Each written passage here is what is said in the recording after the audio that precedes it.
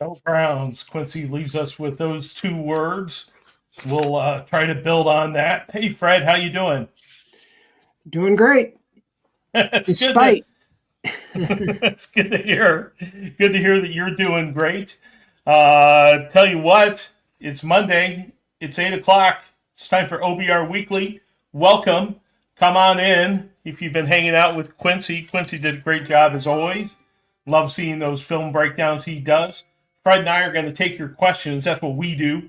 We respond to your questions and comments throughout the program, and that's what we like to do. We like to talk about what you want to talk about. So hit us up in the chat room with your questions and comments on YouTube and on Twitch, and we'll respond. So let's rock and roll. On YouTube, make sure you hit that like button and that subscribe button. Our subscriptions to our YouTube channel are growing by leaps and bounds, and we are really happy to have you join us as we go through this dysfunctional season. Fred, Deshaun Watson, now on a pace to take 88 sacks in 17 games. That is a new record. Did you think that you would live to see the Cleveland Browns quarterback in year 25 of expansion break the record of sacks, 76 sacks by David Carr with the expansion Texans in 2022? Were you expecting that? Was that on your bingo card for this season? No, it actually wasn't.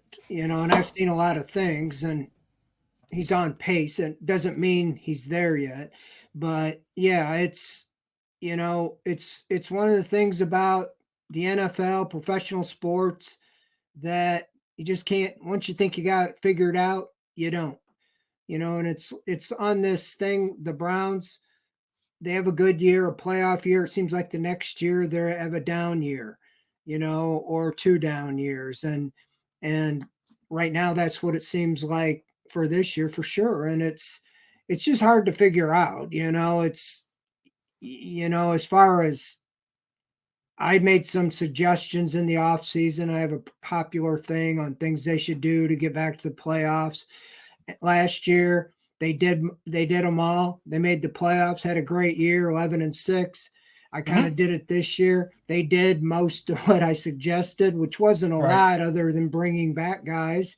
And then right now this looks like a completely different team, and it's we thought the schedule was tougher, and they were going to be playing, better quarterbacks, and they still have that besides the one in their division, but they haven't really faced that gauntlet yet. Nobody expected Daniel Jones to be the second coming of Y.A. Tittle. And then you had Garner Minshew, who's been benched. And of course, the rookie phenom, Jaden Daniels. I mean, he was second pick in the draft. You assumed he was going to be good. But even C.J. Stroud early in the season last year wasn't very good. He got better at the end of the year. And Daniels comes right out like on a house of fire, and he torches the Browns, and they did some good things again. So it's just this offense, though, I just cannot. If you would have told me, not so much even the sacks, that they would be averaging less points a game than the 0-16 team and the 1-15 team that we lived through. I mean, literally, they're about 15.5 points a game when you count the defensive scores. I mean, I was looking last year, it's like even before Watson got hurt, they were scoring over 20 every game. They haven't hit the 20 mark yet through 5 games. So it obviously isn't all on him, but he's sure not helping. And you see around the league, you see teams that don't have the best offensive line or whatever, and it just seems like the quarterbacks are still able to make plays and do so. So somebody today in the press conference with Kevin Stefanski suggested going back, and use some of the things you did last year. And, I looked at the numbers, and the lowest they scored with Watson playing and I didn't count the Colts game because he was taken out early in the game. But those other 5 games, the lowest they scored was 22. I have it in my story today. They scored, 27, 33, and they didn't have Nick Chubb after, the second quarter of the Steeler game, which was the lowest they scored, 22 in that loss. So I Right. can't explain it.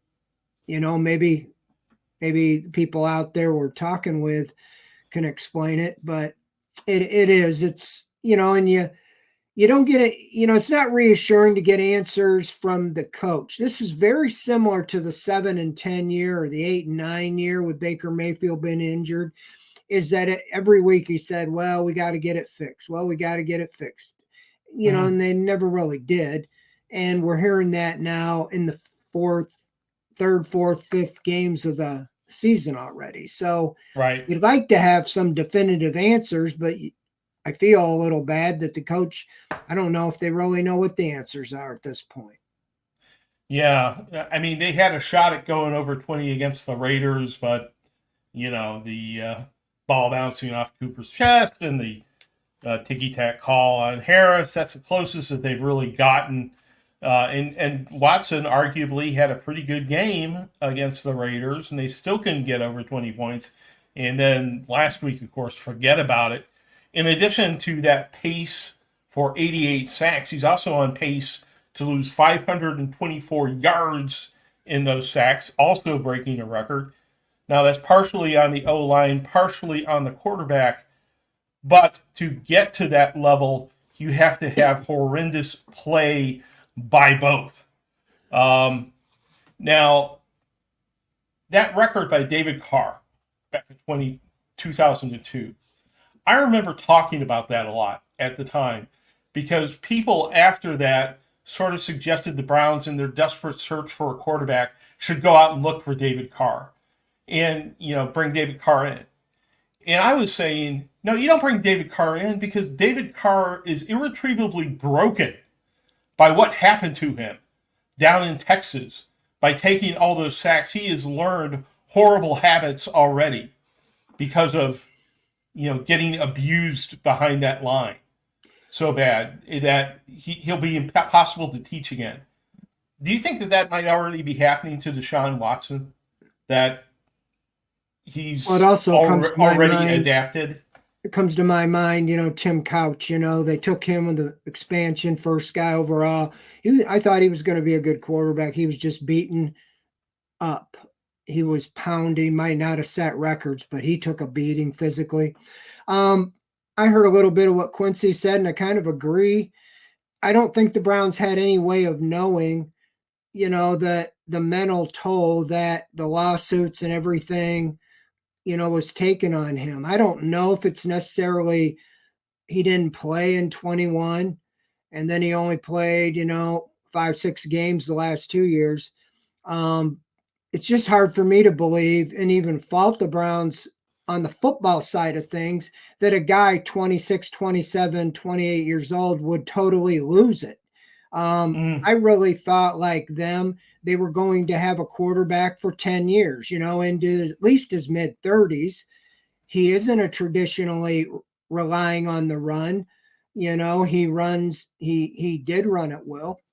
But you were talking about sacks. I think the year he led the NFL in passing yardage, he was on a bad team. They were 4-12. He passed for over 4,800 yards. I think that year he had 62 sacks. One of those years. I don't know if it was the same year that he had the 4,800 passing, but my point is, if this is a bad team and they end up 4-13 or whatever, you would think you'd be putting up big numbers because you're playing from behind. These guys are getting behind and they're not able to put up any numbers. I mean, even getting drilled, they had 125 yards passing. So I can't figure this out at all. As I wrote in the column a couple weeks ago, and after having Joe Flacco here last year, the guy came off the couch. He was rusty. They had a limited playbook for him. They threw him in because they were they had to with the injuries. and they put in what they had. They were down their 3 top tackles. They were down their Nick Chubb, and he threw for 1,600 yards in his first 5 games, average over 300 yards a game passing. I mean, how do you explain that? And why can't you put something together close to that with Watson? You would think he can, even if he doesn't have a lot of time. Flacco didn't have a lot of time. He's like a statue back there, although I did see him run for a yardage the other day. So, I mean, I've watched football a long time. I just can't figure this out. It's like, I'm starting to come to the conclusion that everybody else, the reason I didn't buy it with the National, they ranked him before even started, like 28th in the league or one of the worst quarterbacks based on not liking him. I couldn't figure out any other reason because I hadn't really seen him. So, you hate to see the national people getting proven right because, that's kind of what they want to have happen. So right. I see the lawsuit settled. So that looks like an escape clause for the Browns probably is closed. Yeah. And, I really don't know. I mean, I've seen stranger things happen that they turn things around, but it's just really hard to figure at this point, how are they going to turn it around, this quickly? You thought you saw a couple things.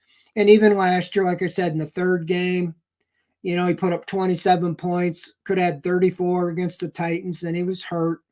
So why wouldn't you, what do you have to lose to go back and implement some of the offense you were doing, last year? You got a lot of the same guys. And even if you simplify it or put in a package or something, I just think that, that it's a valid point to try to do something other. Insanity's doing the same thing over and over and expecting different results. And that's kind of what we're seeing every week. And Deshaun Watson, obviously, as an understatement, let's just say wildly inconsistent. Even when they were evaluating him last year and ranking him 28th, you could say he was wildly inconsistent because he had a good half against the Titans, a good game against the Ravens. Other games he was horrible. You really couldn't make a judgment. Nobody could really make a judgment about him. Ravens, he was okay. Last week, his bad was so bad it was game destroying. There's just no way you could win with quarterback play like that. To rub salt in the wound, guess who has the best quarterback rating in the NFL right now? Do you know? Probably Mayfield. Close. Joe Flacco. Among quarterbacks with qualifying attempts, Joe Flacco has the best quarterback rating in the NFL. Not that you want to build your future around Joe Flacco at his age, but just rub salt in the wound. But I don't want to pile depression on depression. But here's a take that was on ESPN earlier today from Dan Orlovsky. He said the Browns, quote, have the worst situation in pro sports with Deshaun Watson in his contract. Quote, if you want to see a situation where the head coach has absolutely no say over who's playing on the field, it's happening in Cleveland. That's Dan Orlovsky.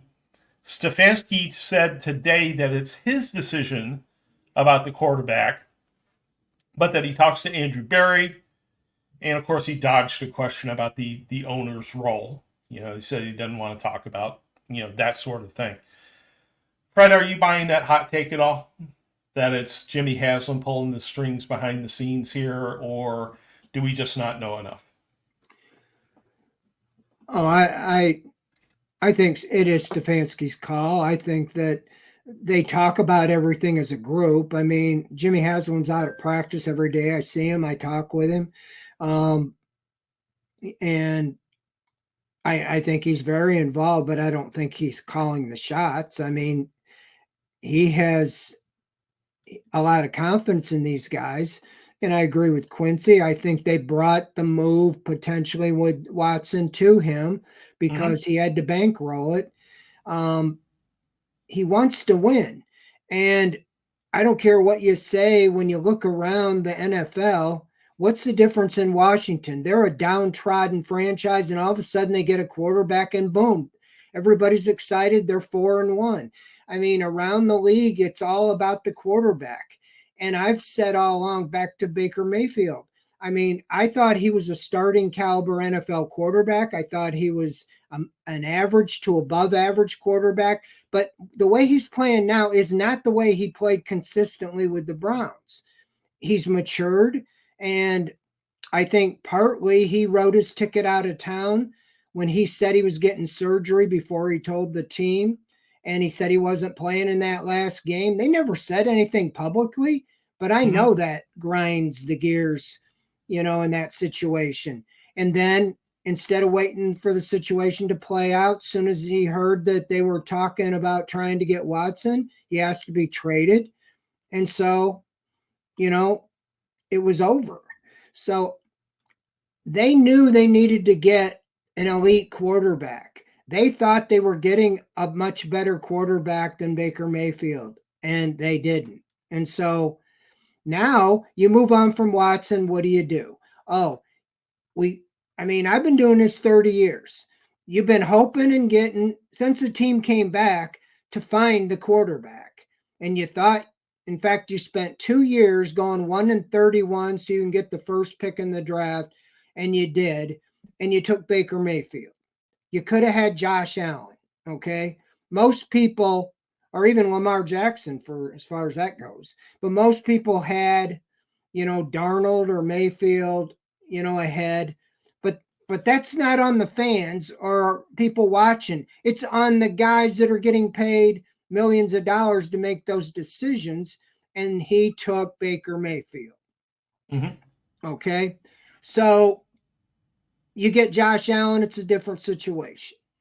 And you can always say shoulda, woulda, coulda. I guess my point is, you move on from Watson. What do you have? You hope a former retread number 1 pick can find a second wind, or a 5th round pick from UCLA is the answer. Or you go back to the draft like we did for 20 years since their team returned, and hope you pick the right guy and put him in the right slot. Right. 23rd time's the charm. Yeah, I mean, I just feel like I've been through this. I remember going over to the combine all the years looking for a quarterback. You can't fault not taking Myles Garrett, but Patrick Mahomes was there at number 1. You could have taken him realistically. Now you can say nobody would have taken him at number 1, but so it's always like that. You never know for sure. There's no guarantees. Yeah. It's the system, it's everything. It's just frustrating. I know for the fans, for those that cover the team, we want them to do well for the most part.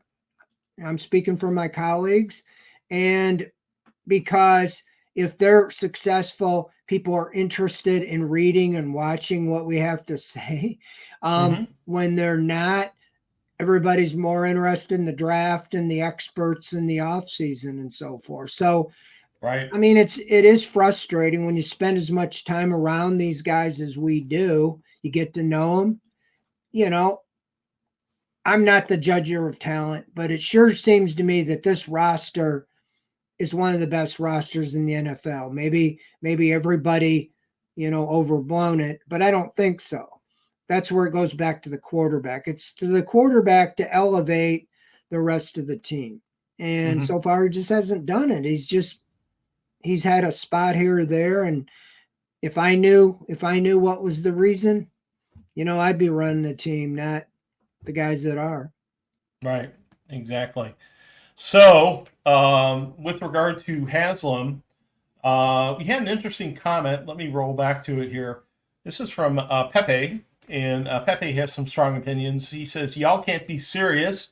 No way this isn't Haslam's call. The same order that forced the Browns to draft Manziel and forced him to play Manziel. Let's use critical thinking muscles.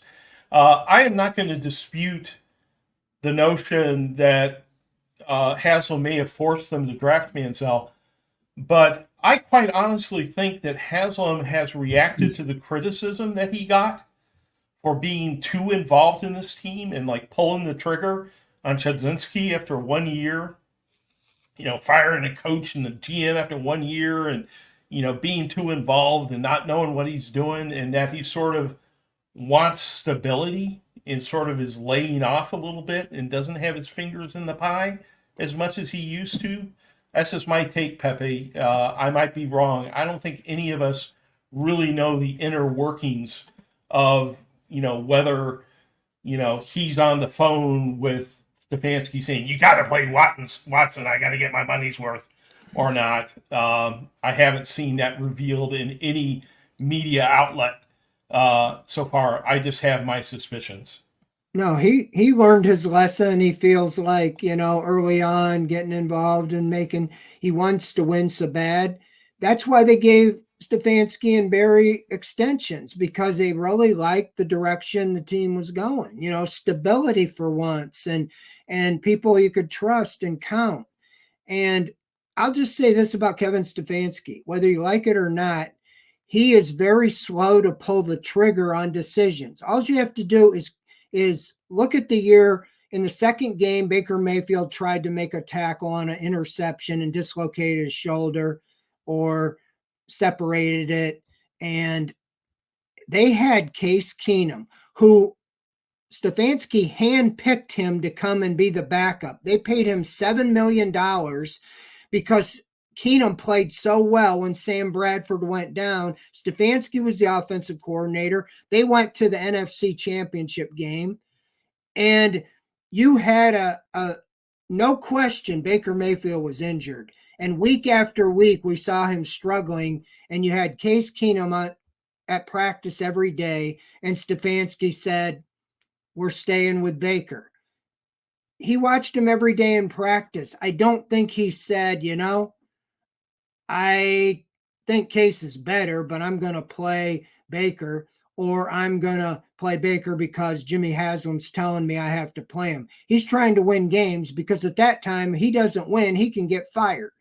And so, okay, that brings us to now. I mean, he's got security. I don't think it's about, his next contract. He's trying to win games, and he's feeling that Deshaun Watson right now is the best chance he's got. So I don't know what that says, what he sees in Jameis Winston. I don't think it has any indication on the other two. He just is very slow to pull a trigger on anything. All you got to do is look at the Baker Mayfield. I bet you most of the people watching here remember, why don't they put Keenum in? It's clear Baker's hurt, and the only game Keenum had to go in was a Thursday night, because Mayfield just physically couldn't get on the field from the Sunday game. So right. That's my take. Let's go to the third thing that came out of today's Zoom call. Stefanski gave the usual non-answer about play calling today, at least what I thought was the usual non-answer, but it attracted more attention than it usually does.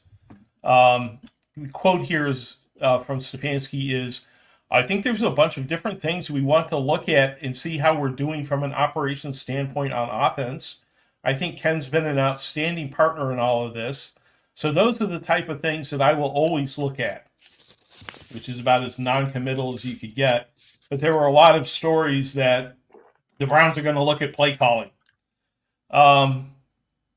First off, my first question to you, isn't that very similar to what Stefanski always says when he gets that question, Fred? Yes. And I mean, he's really good at the non-answer. And I wrote it as a note because I didn't think it was worth a story. He just said that, yeah, they look at everything. And the question was, would you consider one of the things? Because he said they were going to look at everything. And then somebody came back with a specific, what about play calling? Is that an area that maybe, you could give up play calling and see, since Dorsey brought it in, if he might get it to work better? And then he, said, oh, yeah, we'll consider any of that. Somebody will probably ask him Wednesday, and he'll say, No, I'm calling the plays. It's, I mean, you look at, as the media or the reporters, you got to ask the questions you want. The question was asked, is Haslam involved in the decision and all those things? Because you have to get it on record that he said, no, it's my decision. But on the other hand, you really can't. The most forthcoming in recent years was Freddie Kitchens, and he said way too much. You know, you win the press conference, everybody likes you, but I mean, what does he say? Does he say this player really stinks and he's like the worst player I've ever had? Or this is, I'm Dorsey doesn't know how to call plays as good as me, or this and that, so I get the non-answers, but sometimes they kind of go over or beyond. The thing that gets me is the injuries. Okay. We meet at 12:30 on Monday. They do their MRIs. I know the MRI machine was probably busy today, but you can't tell me he has no idea what's going on with anybody, by 12:30 on Monday. Even if that guy hasn't had an MRI, trainer probably said, yeah, he's going to be out for the season, or he's going to be out for 6 weeks or something like that. Because they want to know those things more than the fans do. Sure. But, well, we'll see. And Wednesday, we'll give you, an update. So we do that Wednesday before practice, and then go to practice and find out that there's several that aren't out there that maybe weren't mentioned. And then you don't get to talk to him till Friday because he doesn't speak on Thursdays. And so you're really guessing all the time. And I don't know, why it would hurt to say, this guy's, probably going to play, or he probably is not going to play. I don't think it's keeping the Commanders up at night, or the Raiders up at night, or the Giants up at night, or even factored in that loss. So, yeah, to answer your question, yeah, he's pretty good at the non-answers, and we got to sit through it and write something out of it. Well, I think I'm pretty good. I come up with something out of nothing. you have to really ferret out the news out of Maria. It's not easy. With all due respect to Dorsey, though, our offensive coordinator, the offense is a sub 20-point scoring disaster, and the notion here is that we want to give him more responsibility. At what point does that make sense, right? Maybe let's score 20 points in a game, and then we'll add more stuff for him to do. Something along those lines. Why would it make sense to give Ken Dorsey play calling responsibility at this point in the game, Fred? What's the rationale behind that? Well, the rationale is just that he knows what they're trying to do. If they're truly trying to do something different than they did in the past, and see if that would shake it up, and it's kind of like putting in another quarterback. See if somebody else sees it different than Stefanski sees it. We all kind of see his play calling, and it's kind of predictable. If we've watched it for 4 or 5 years, we kind of know what's coming. So I don't know, but I don't really think that's the answer. To me, I would pin a lot of this on the offensive line, and the lack of a running game, and it comes back to the offensive line. If you can't get a push to get any respect for the running game, you had 14 yards at halftime to one of the worst defenses in the NFL. And, I think Nick Chubb will make a big difference, but to think that he can save the situation without good blocking in front of him, he just makes more out of a play if he's back to the old Nick Chubb. But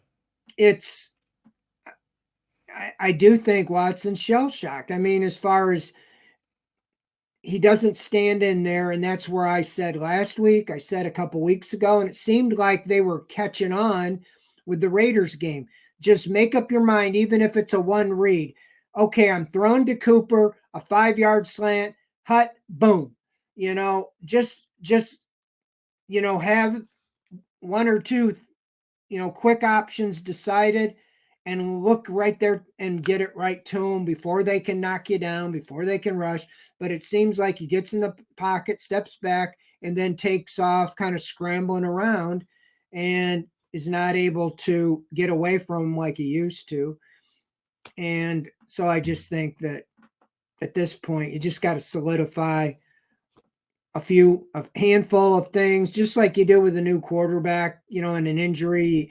You maybe have just a few plays that you think are bread and butter and do those. Just like, how can you explain again the first drive? You seem to have some of your best success on the scripted drive. The other day they were moving the ball and then they had mistakes, killed the drive again.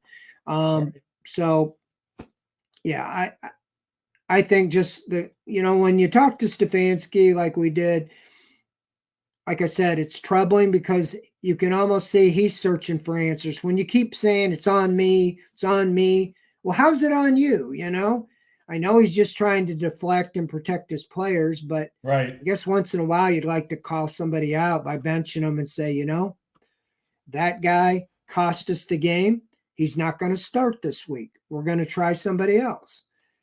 We talked about the depth, but you're just not seeing any changes, and it is frustrating. And I know Njoku got hurt, but like the first play of the game, we throw him the ball in a quick RPO, 14 yards.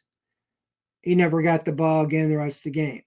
I mean, they tried one, was behind him, but I don't know how quickly he got hurt, but it's just stuff like that. Yeah. We talked about the Cooper in the first game against the Giants. They scripted and said first play we're throwing that, loft down the sideline to Cooper. It was just like Watson just went hut, boom, touchdown. Why can't you do that?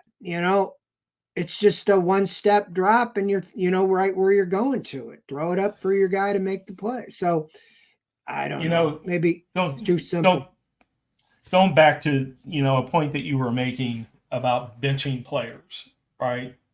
One of the problems with mottos is that you have to live up to them. And a motto that this team has is tough, smart, accountable, right? You remember that? Remember tough, smart, accountable? Well, they may be tough.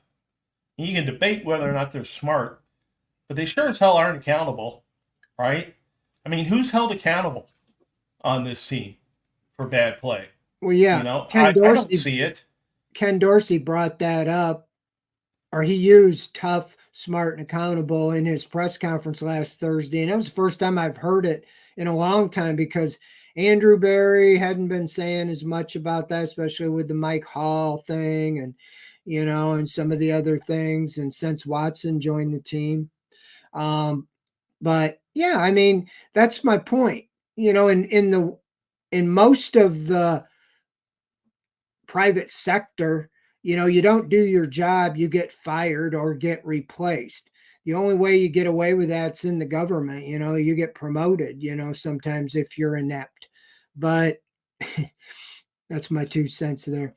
But as far as with the Browns, yeah, you don't see anything. And if it is, it's just a subtle, you didn't see it happen, a couple years ago, Clowney, we didn't know that he was benched for the first series of a game because he wouldn't go in or something.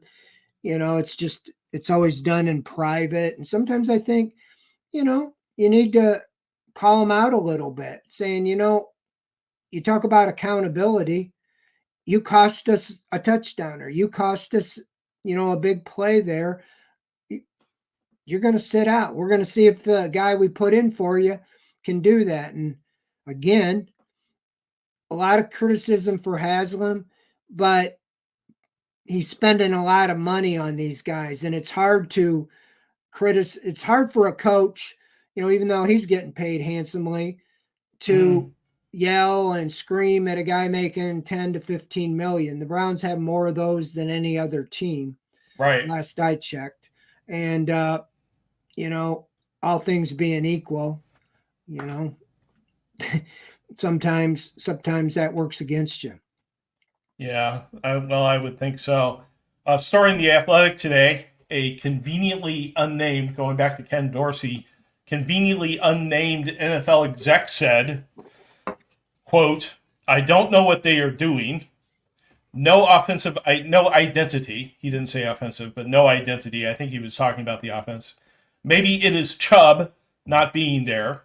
They cannot help but have taken a step back without Bill Callahan. This It doesn't seem like this is Stefanski's offense. So they're back to the whole identity thing around the NFL. They're saying the Browns don't have an identity. You know, here's my take. If you've got in this, we've got an extensive debate going, or had an extensive debate going in the YouTube chat room about offensive line versus quarterback and whose blame is it or whatever. If you're setting an NFL record, on pace to set an NFL record for sacks and yards lost by sack, your quarterback and your O-line are both really screwed up, right? You got some serious problems, right? Because both are responsible for that statistic, right? You've got some real issues. And if you got issues with the offensive line and the quarterback, you're not going to have an identity, Fred, right? Because you're not going to be able to do a damn thing, right? So how can you say this team lacks an identity? You know, that comes from the coach when the offensive line can't execute and the quarterback can't execute.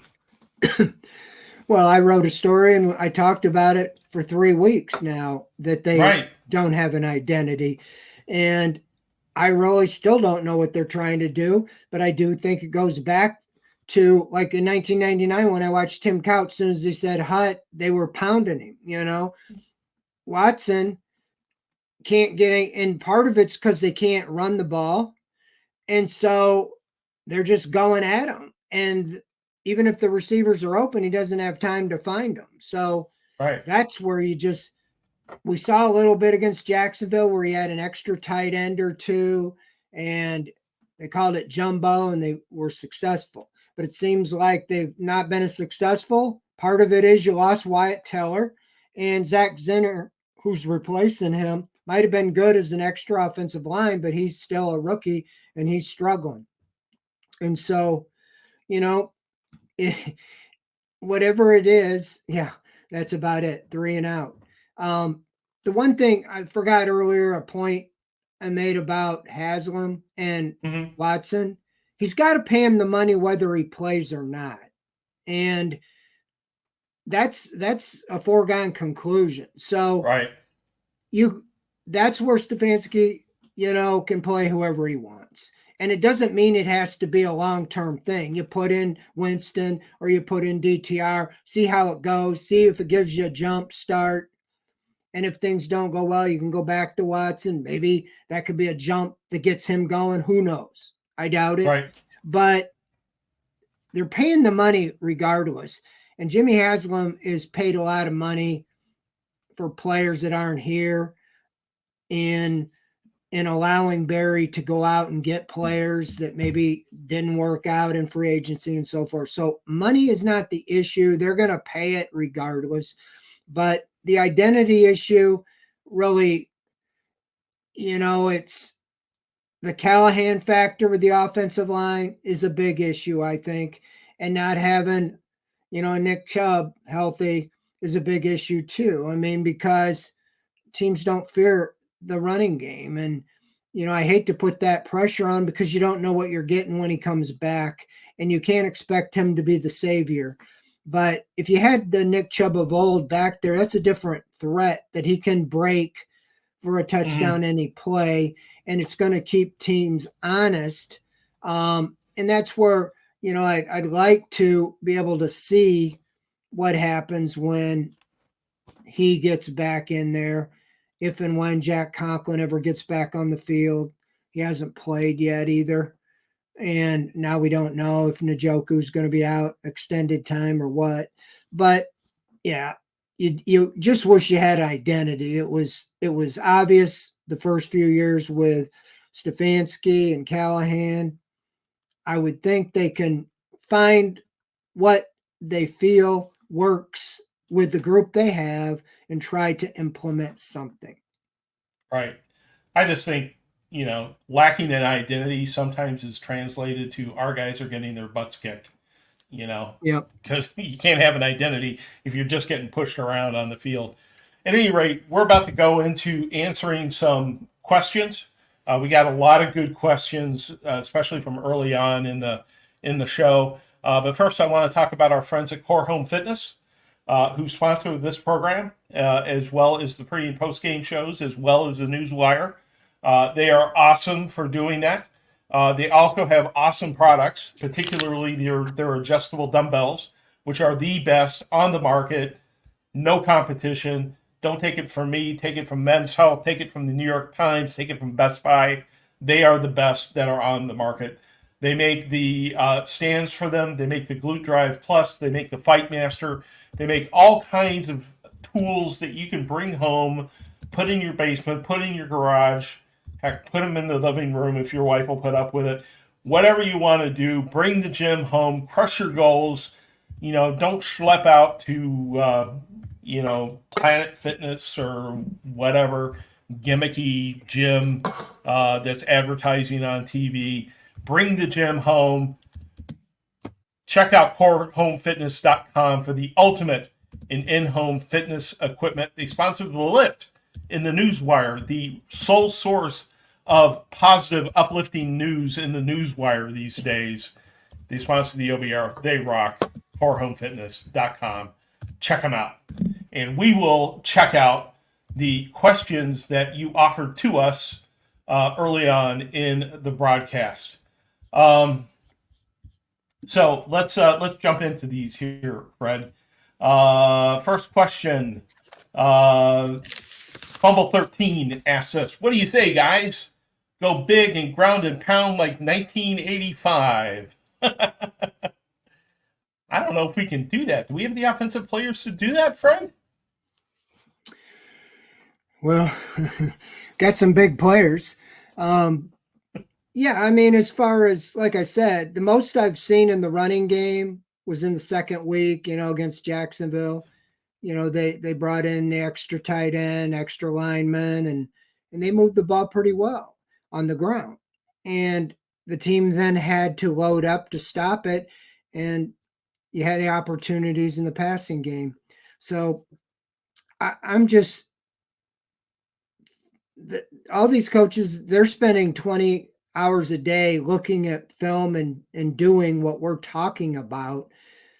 They got to come up with a plan that they feel can work. Now, to this point, they've been doing it and it hasn't worked. Like I said, we really don't know what to expect or what you're hoping to see because they, for a variety of reasons, aren't really getting into an offense. If all things being equal, there's been no rhythm, no consistency. So, yeah, I like the idea, find 5 guys, 6 guys on the front that can knock the guy in front of them down and pick up 4 yards a carry.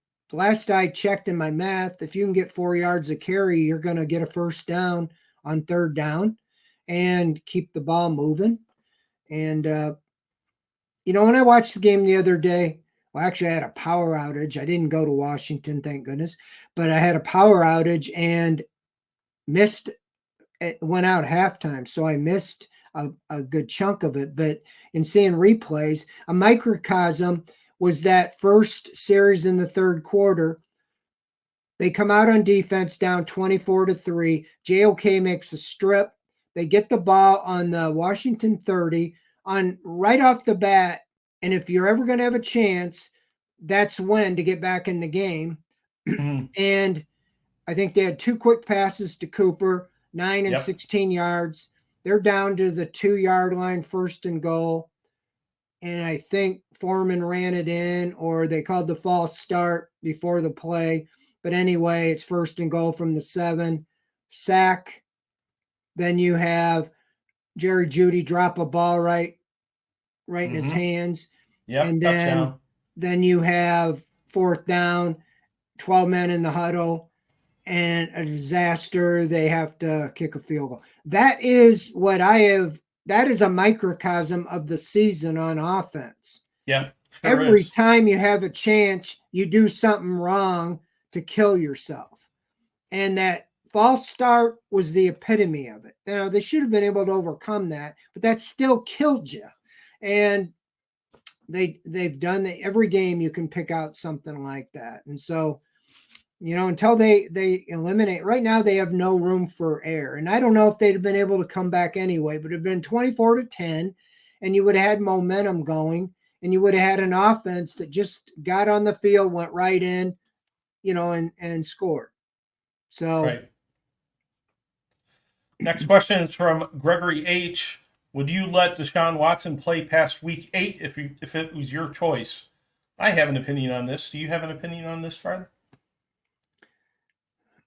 well, I think it's to be determined what he looks like, If he continues at the level that he did the other day, I would say no.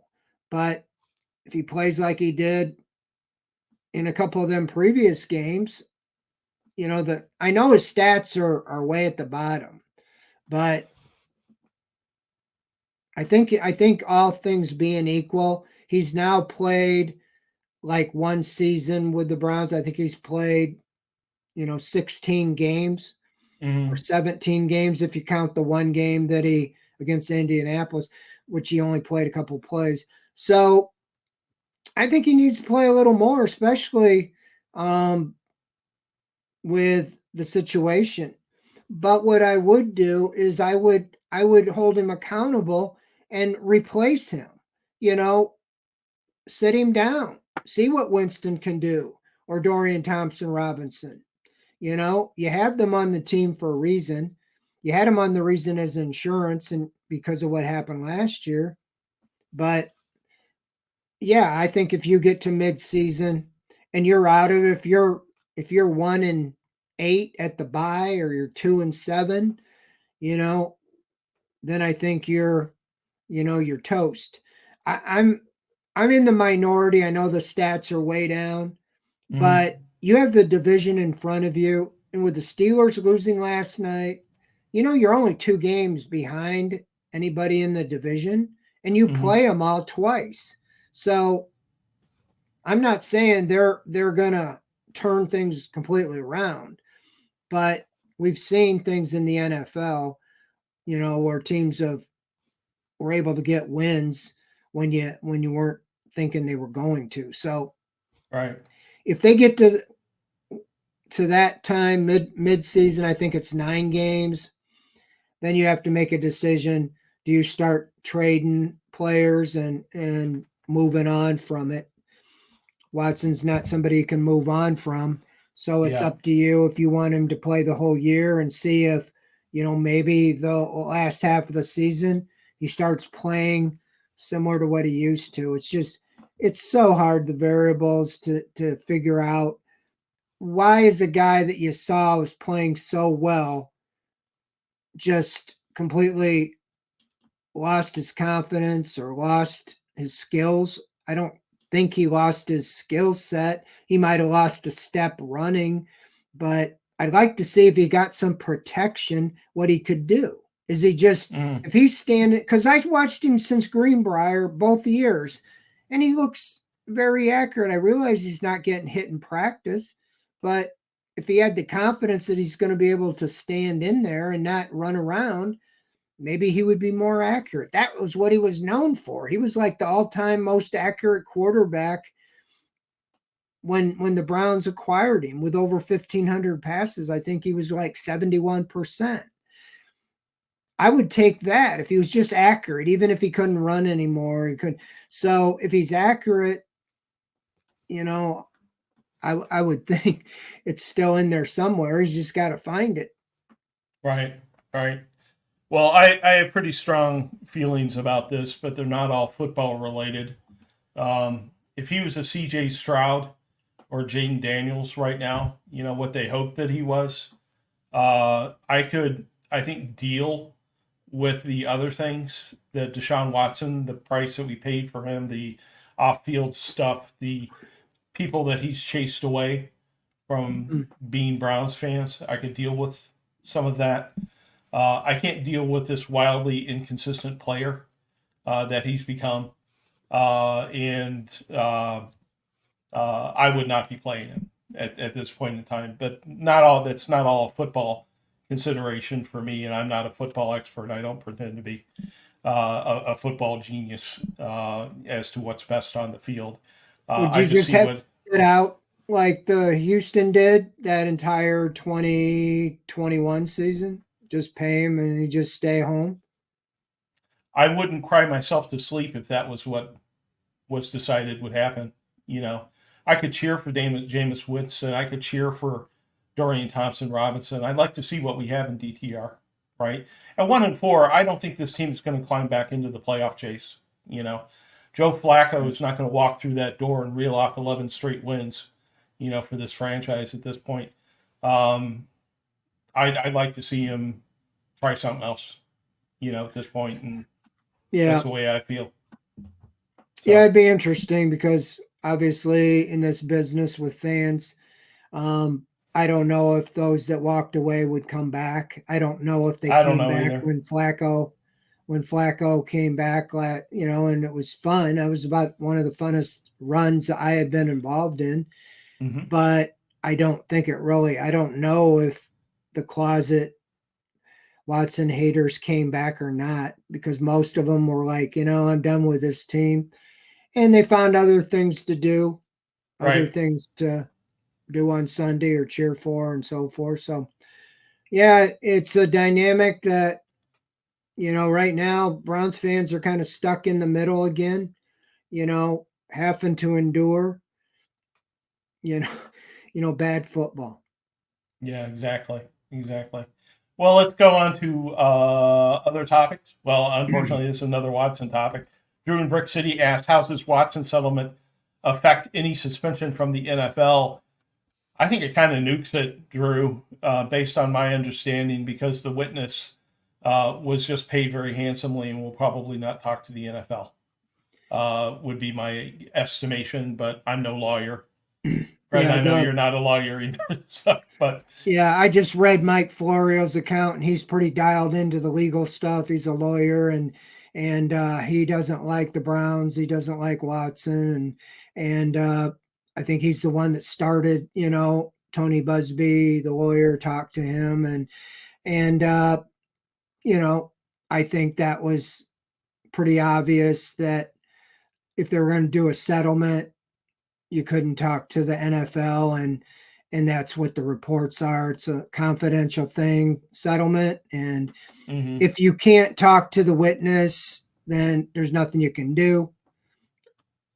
I would think, in the investigation. I don't know. We had heard that it was supposed to have been a couple weeks ago that the witness was going to meet, but my guess is that they were close. They got this thing under wraps, that it was going to get settled, and didn't do that. So, yeah, Right. it would have been, from the financial, it probably would have been a way out for the Browns, obviously, but Watson didn't want to lose 92 million either, or whatever. I think it's 2 years he's still owed. So, yeah. All right. Hey, I want to shout out Pat Shea, the man, over on Twitch for 10 gifted subs that he gave out over there. Thank you very much, Pat, for having our back and supporting us over on Twitch. Question from James McNeil. He said, "If we do draft a quarterback, how confident are you that Andrew Berry and the team would get it right? We really don't have evidence that he can draft. His two first round picks haven't panned out. What do you think about that, Fred? You be nervous about any quarterback we pick?"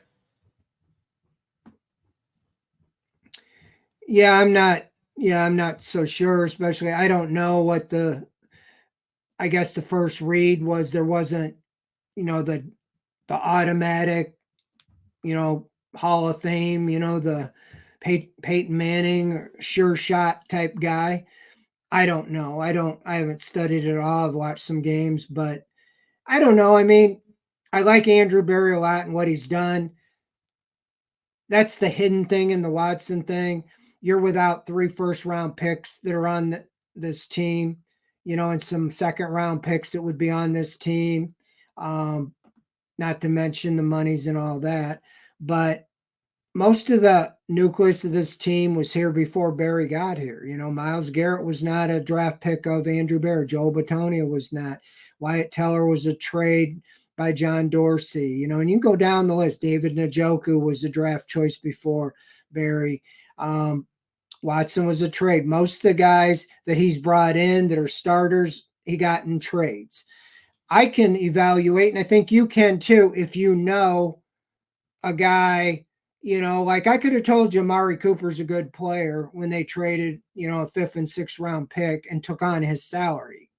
When you will just take on the money and Jimmy Haslam's willing to do it, you can make pretty good decisions. But it's a little unfair because he hasn't had first round picks since Jed Wills, Greg Newsome. I wouldn't say those are Hall of Fame players. And he had the 10th pick with Jed Wills. So quarterback, I don't know. But he's got 5 years experience now of evaluating. So you would think they would be able to hit. And that's why the Browns are in this situation. They were desperate, with obviously to make a trade like that with Watson when they got turned down. Then they went back and said, we'll back the truck up and give you whatever amount of money. That was the only way they were going to get him. And they did it. They were ecstatic, thinking they finally got the quarterback they'd always wanted. And now we're where we're at. So I think Houston made out like bandits. I think Houston never was held accountable for this was going on under them, and they knew about this stuff. Yep. And whether they ever disclosed it, or not, who knows? But they were obviously giving non-disclosure agreements for Watson, back in his time is what I've read. So it's unfortunate all the way around. But to answer the question, I don't know right now. I think Andrew Barry, would do all the due diligence in the world, and I would give him the benefit of the doubt right now. But I just think it's such a long shot all the time with the draft. I mean, Mitch Trubisky, I think the year Mahomes was picked was the 2nd pick in the draft, and the Chiefs traded up ahead of the Browns to take Mahomes, but he was like 10th. So there's just been so many that everybody thought was the guy that wasn't the guy.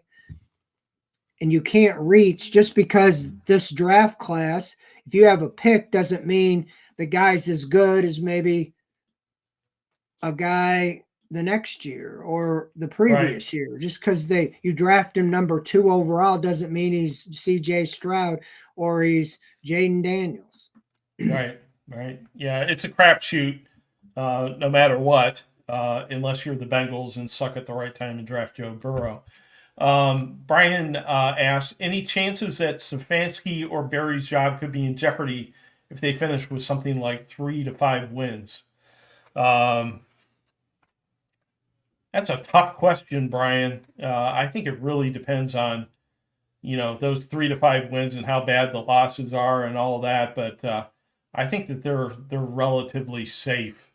Unless the wheels just come completely off and you get sort of open revolt and a total death spiral. What's your thought, Fred? Yeah, they both just got rewarded with extensions, and they've liked the direction of the stability.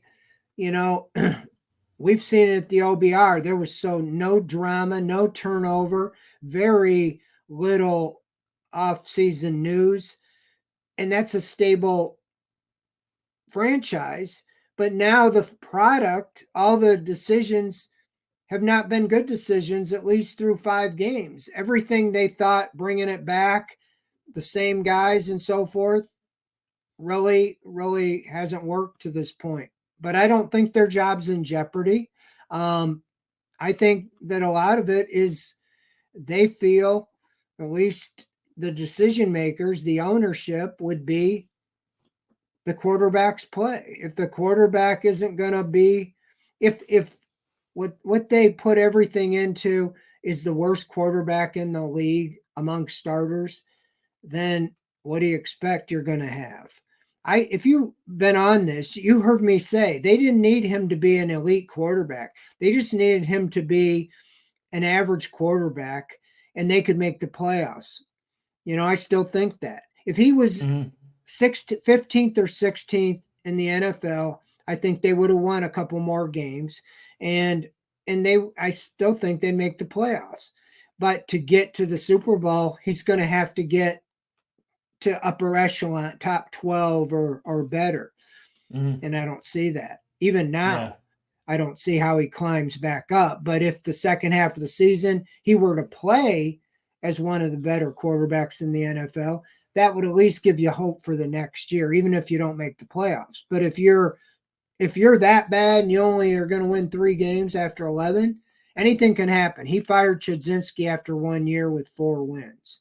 But I think he's got more patience now. The problem is you're trying to, you want to get a dome, you want to do this, and this isn't how you were expecting this to go. So they're not in a good situation. They've got to turn around the field. Right. Well, we are out of time. We still have some questions we need to answer. Next week, we're going to do a better job of getting to the question earlier. That's my fault. I went on some rants, and you know what happens. You sound like Stefanski. Yeah. You're going to get it fixed. We're going to take a look at things. We're going to review our operations, and next week we're going to get to those questions. We're going to try to get to those questions, and we're going to hold people accountable if we don't get to those questions. We'll do better. It's on me. Right. So we had some questions we didn't get to. I apologize for that. But thank you very much for hanging out with us tonight. It's really appreciated. Thank you to Core Home Fitness for sponsoring the program. But most of all, thank you for hanging out with us tonight. Thanks for Quincy for the great lead-in. And we will see you again next Monday night at 8 o'clock to talk about the Browns' shocking win against the Philadelphia Eagles. We'll see you then. Thank you, everybody. Have a good week.